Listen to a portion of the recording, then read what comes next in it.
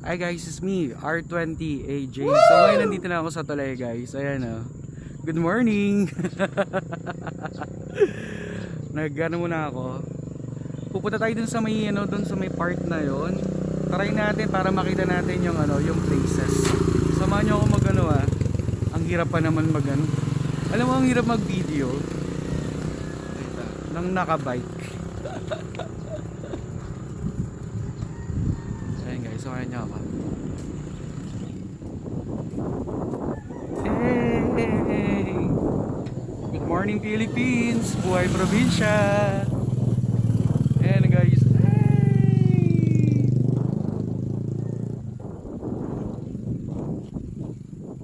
Sana matibay yung bike ng kuya ko.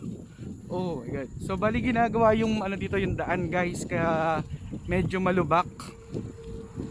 Oh my god. So iwas-iwas tayo.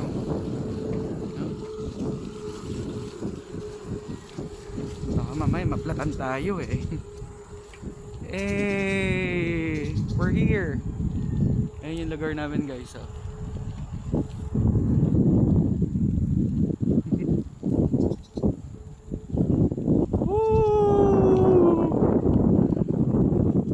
Medyo pa guys medyo pa. Yung weather, makulimlim. Yan. Ganito ang buhay probinsya guys.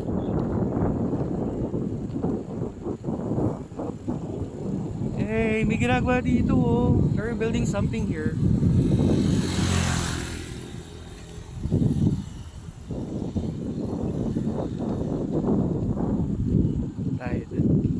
Na-miss ko to guys eh. Alam niyo ba nung bata ako, mahilig ako lagi mag-bike, tapos pumupunta kami doon.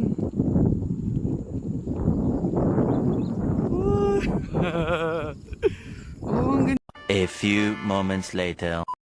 Ayan guys, oh. Nakita nyo? Di ba ang ganda?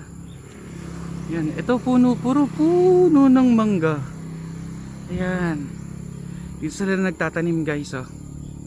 Itong lugar na to papunta ng Punta Bel to, yung isa sa mga sikat at dinarayo dito na resort diyan sa Punta Bel.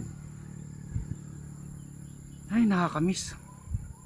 Sarap talaga ng buhay probinsya, no? Alam mo yung simpleng buhay lang.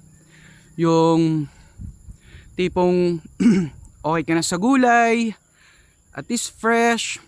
Okay ka na sa kamote, saging saba, sa mga prutas, yung mga ganito. Ayan.